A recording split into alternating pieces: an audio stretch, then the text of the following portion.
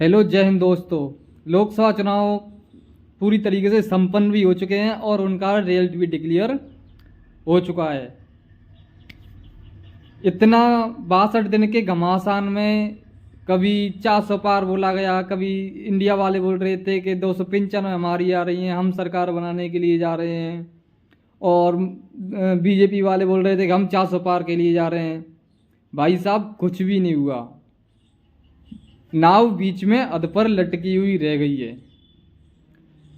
आप समझ सकते हो कि जो माहौल बनाया गया था ना, कांग्रेस वालों की तरफ से, बीजेपी वालों की तरफ से, सब सुपड़ा साफ हो गया। वो सुपड़ा साफ कैसे हुआ है?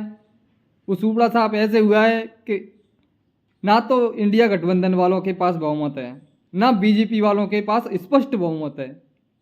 एनडीए के पास तो है। बीजेपी के जो साथी दल हैं उनको मिलाकर के उनकी 290-91 के लगभग उनकी सीट होती हैं, लेकिन उसमें भी एक संशय बना हुआ है। अब संशय तो फिर संशय ही होता है।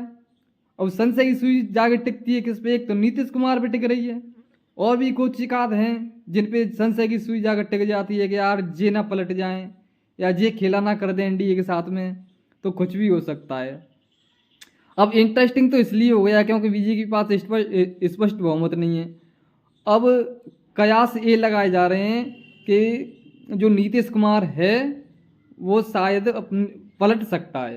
तो इंडिया गठबंधन वाले जो हैं उनके पास जो उनके नंबर हैं लगभग 234 के लगभग नंबर हैं।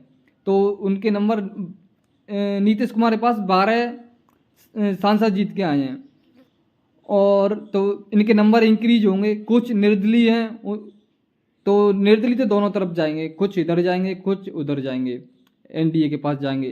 तो ऐसा समझ के चलो टोटल संख्या निर्दलीयों की शायद कुछ अन्य की 18 के लगभग बताई जा रही थी, 18 के लगभग है कुछ इसी तरीके से। तो वो कुछ इधर जाएंगे कुछ उधर, उनमें से तो आधा आधा होगा, लगभग 50-50 हो जाएगा दोनों तरफ। लेकिन एक है वो तेलुगु देशम पार्टी, तो उसके 16 सांसद हैं।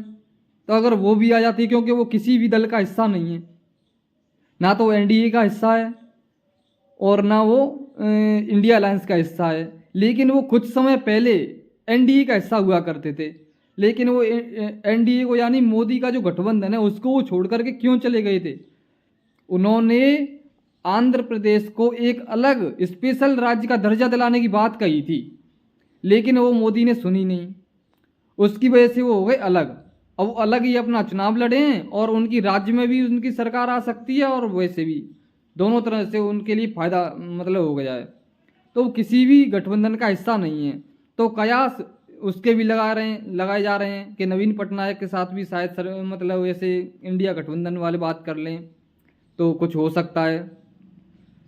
और सुनने में तो यहाँ तक आ रहा है कि जो शरद पवार ने नीतीश कुमार से बात की है कि अगर आप हमारे साथ आते हो तो हम आपको डिप्टी प्रधानमंत्री का पद ऑफर कर सकते हैं, अगर आप हमारे साथ आते हो, और आप मनचाहा मंत्रालय भी ले सकते हो। इस तरीके के ऑफर दिए जा रहे हैं।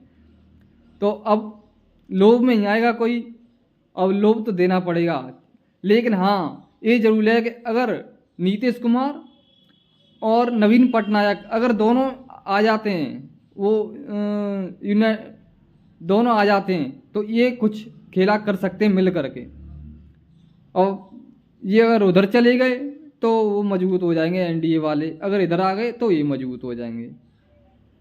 अब देखा जाएगा कि अब आगे क्या होता है, लेकिन संशय तो फिर भी बना हुआ है। जब तक पूरी तरीके से सरकार नहीं बन जाती, जब तक प्रधानमंत्री पद की शपथ नहीं हो जाती, जब तक संशय की सुई तो बनी रहेगी।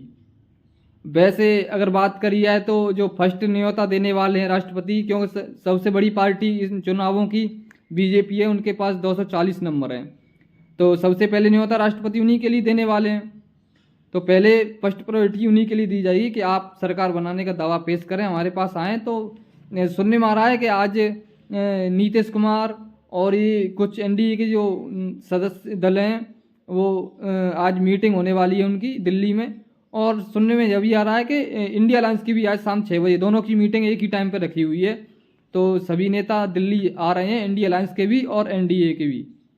तो देखा जाएगा कि आगे क्या होता है। जैसे भी खबर होगी तो मैं आपके लिए अब जरूर अपडेट करूंगा। प्लीज़ मेरे चैनल को लाइक एंड सब्सक्राइब कर लें।